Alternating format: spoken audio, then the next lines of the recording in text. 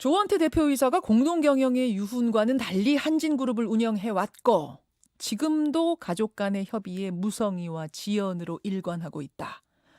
거듭된 요청에도 최소한의 사전 협의도 하지 않고 경영상의 주요 사항이 결정되고 발표됐다.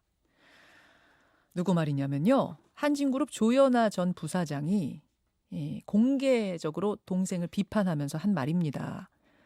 현재 대한항공 회장은 동생 조원태 씨고요. 조연아 씨는 직책이 없어요. 근데 이제부터는 경영을 가만히 두고 보지 않겠다는 선전포고를 한 셈이죠. 그러자 대한항공 직원연대는 모든 수단과 방법을 통해서 경영 복귀 반대 투쟁을 전개하겠다고 어제 입장을 냈습니다. 도대체 우리나라 국적기 대한항공에서는 지금 무슨 일이 벌어지고 있는 건지 짚어보고 가죠. 재벌닷컴 정선섭 대표 연결이 돼 있습니다. 정 대표님 안녕하세요. 네, 안녕하세요. 사실 오랜만입니다. 고 조양호 회장이 사망했을 때 이런 분쟁, 남매 간 분쟁이 나오지 않겠는가 했는데 그때는 잘 마무리가 되는 느낌이었거든요. 근데 왜 갑자기 이렇게 된 겁니까?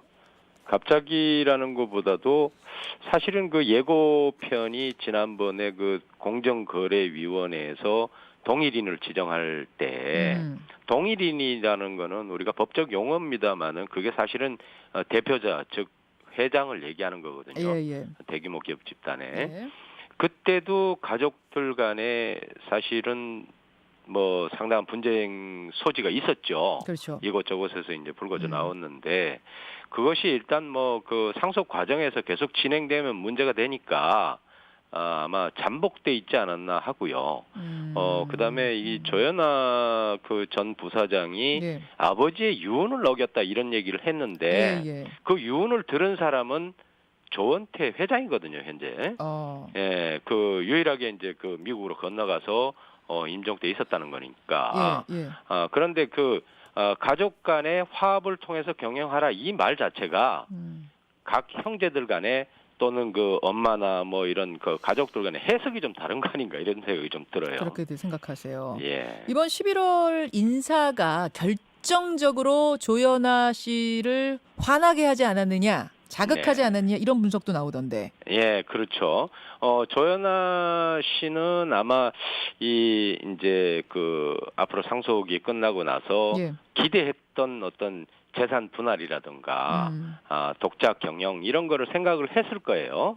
틀림없이 현재 비슷한 지분 구조를 가지고 있으니까. 그렇죠. 그런데 이제 본인이 장악하고 있다고 생각하는 일부 계열사 거기에는 당연히 본인이 이제 측근 인사를 했단 말이에요. 그러니까 본인은 빠져 있지만 지금 측근들이 그렇죠. 계열사 곳곳에서 대리 경영 같이 하고 있었군요. 그렇죠. 그 일테면 뭐 호텔이라든가 이런 데는 예. 상당히 뭐 그동안에 자신을 그 지지하고 따랐던 뭐 임원들을 그 배치하고 있었는데 이 인사에서 이 사람들을 배제시키니까 이제 그 저 동생이 완전히 자기를 그룹 경영에서 배제시키려고 하는구나. 그러면 나중에 이제 뭐 하나도 가진 게 없는 그런 뭐 이름만 있는 주주뿐이다. 뭐 이런 그 생각을 했을 가능성이 있죠. 그러면은 지금 대리인들을 통해서 이렇게 뭐 뒤에서 경영을 하다가 언젠가 분위기가 좀 괜찮아지면 여론이 호전되면 언제라도 경영 일선에 그렇죠. 복귀할 생각이었던 있었죠. 거군요. 예. 그랬는데 자신의 측근들을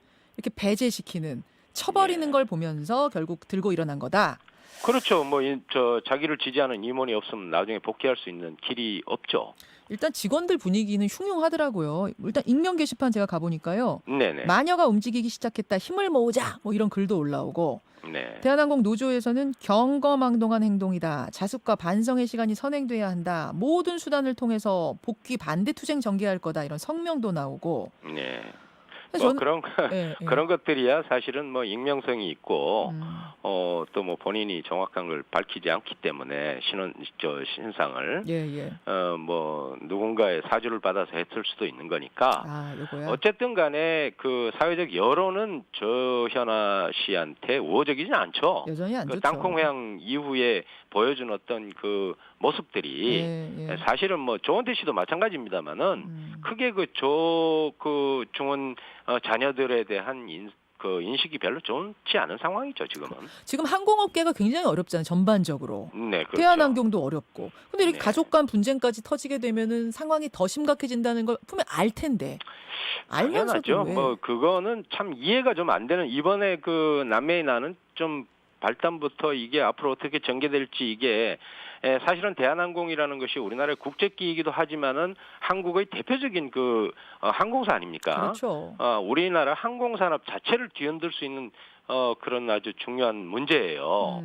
그런데 그것도 어떤 그 경영인이라든가 어느 일가에 대한 국민적 사회적 여론이 좋지 않은 상황에서 예, 예. 이런 게 불거진다는 거는 별로 좋지는 않고요. 그리고 우리나라의 항공산업을 잠깐 얘기를 하면 예. 미국에서도 비슷했습니다만은 미국에서도 한동안 국내선, 국제선 이런 걸 해가지고 항공사들이 난립을 했거든요. 그렇죠. 그것이 한 10년 전에 그냥 거의 다 무슨 부서지고 해가지고 지금은 거의 정리가 된 상황이에요.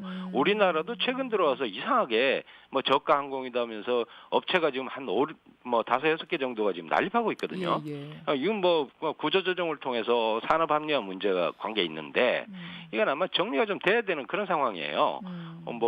뭐 두 번째로 우리나라의 지배율이 높은 아시아나항공도 지금 매각 상태잖아요. 그렇죠. 예, 이런 상황에서 또 그 선발 주자인 대한항공이 이런 경영권 분쟁에 휘말려 있다.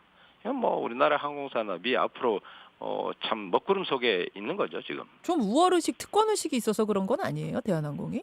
일가가? 대한항공뿐만 아니라 우리나라 재벌가의 문제를 그대로 보여주는 하나의 단편인데요. 예를 들면 대한항공이라는 것이 지금 부채 비율이 거의 1000%에 가까운데 이 1000%에 가깝다는 것은 거의 은행이라든가 채권단에서 돈을 대주고 있다는 거거든요. 그렇죠. 1000%면. 네, 자기가 지금 그 혼자서 독립할 수 있는 그런 상황도 아니고, 그렇다면 그 금융권에서 지원한다는 것은 결국은 따지고 보면 국민들이 지원한 거나 마찬가지예요. 그렇죠. 그런데 본인들이 뭐 사유물처럼 이렇게 형제간에 싸움을 하고 네 재산, 내 재산, 네 목 이렇게 따지는 것은 저희가 좀 이해가 안 되죠. 이런 아니 이런 거 아니에요. 아예 네. 우리를 어떻게 하겠어. 우리 대한항공인데 우리나라 국적기 1호인데 우리를 어떻게 하겠어. 뭐 이런 특권의식이 그 일가에게 있는 건 아닌지 좀 걱정이 됩니다. 그건 특권의식 바로 거기서 출발하는 거죠. 특권의식이 아니라 사유물로 생각하고 있는 거죠.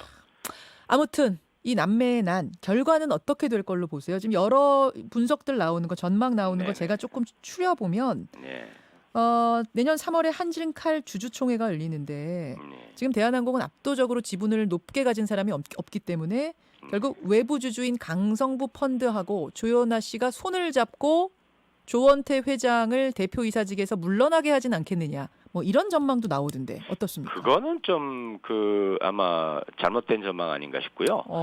왜 그런가 하면 그 강성부 펀드 그 KCGI라는 그 사모펀드에서는 대한항공의 어떤 그 정상적 발전을 위해서 투자자로 존재해야 되는 것이지, 만약에 그 조현아 그 전 부사장하고 손을 잡고 한다 그러면 조현아 씨도 국민적 지지라든가 사회적 여론은 좋지 않는데 그렇게 해서 조원태 회장을 물러나게 한다. 그거는 좀 말이 안 되고요.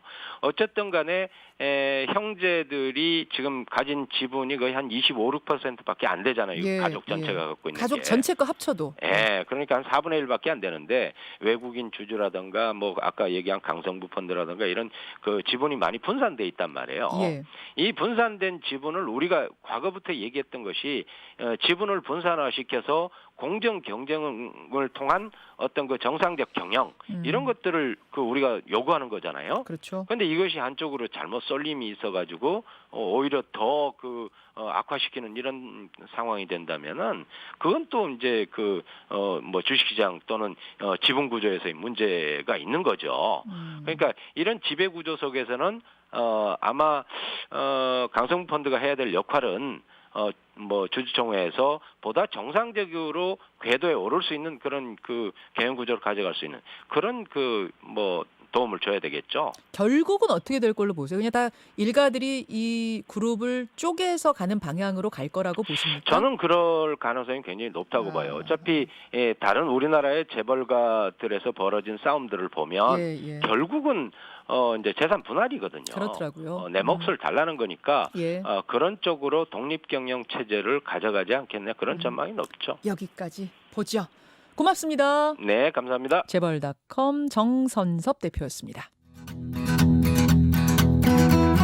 김현정의 뉴스쇼는 청취자 여러분의 참여로 이루어집니다. 트위터, 페이스북, 레인보우 게시판, 그리고 단문 50원, 장문 100원의 유료 문자 샵 1212, 우물정 1212 통해 참여하실 수 있습니다.